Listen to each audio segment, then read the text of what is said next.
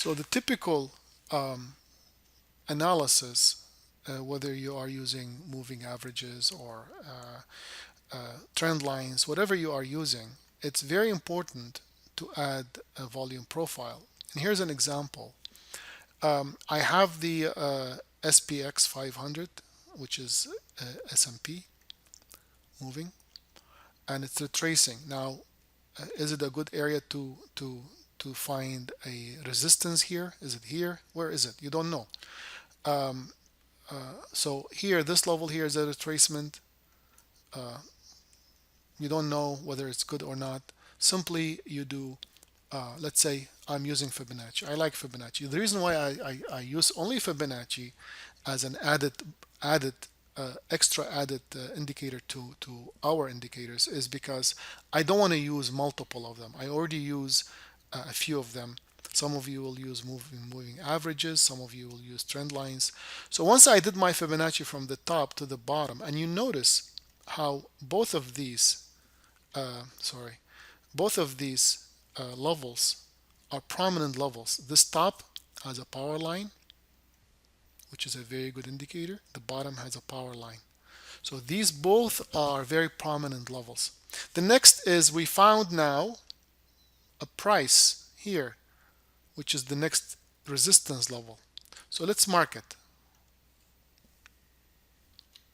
So I'm marking this area, right? This is my next level of resistance.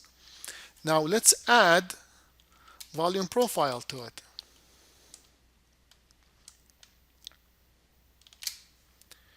Do you see why I like using volume profile? So now, this being said, this whole area now is resistance between this area and this area. So we might find a poke out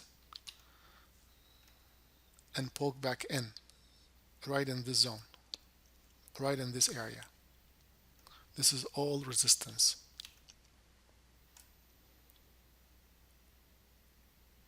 Let me see what I have. Rectangle. Okay, so this area is resistance,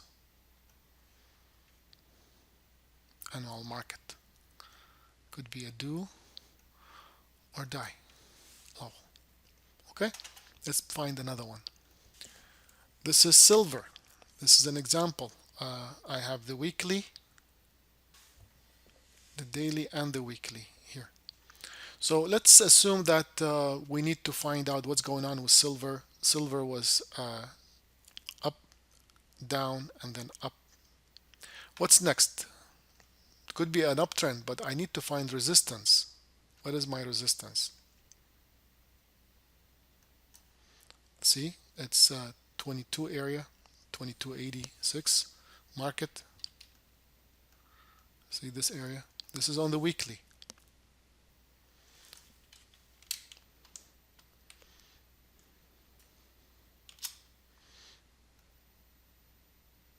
Do you see now it makes more sense on the with the volume profile? Now on the daily, same thing.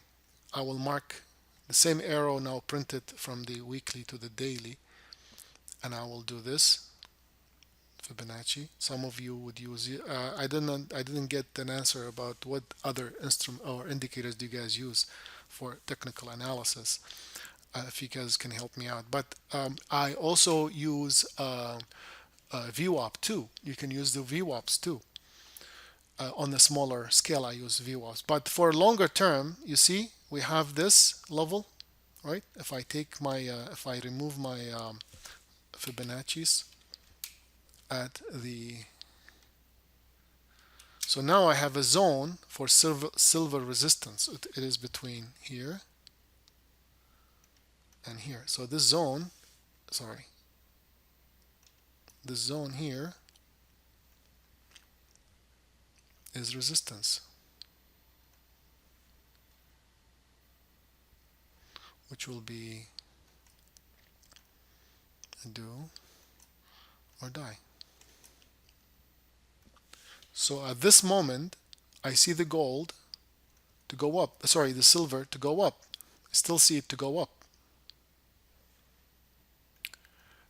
On oil, crude oil, we have the market going up, as you see. So we have some support after the big dip that happened. Now, the best we can do, which I actually pointed to, this is actually gold, I'm sorry, for gold, is to find a retracement, see if it's any good. So on gold, we have a retracement right here. So this is the gold retracement right here. I marked it. I removed my Fibonacci. Done. Now what do I have here to support my level? This is on the daily, right? You see how beautiful this area is for a long.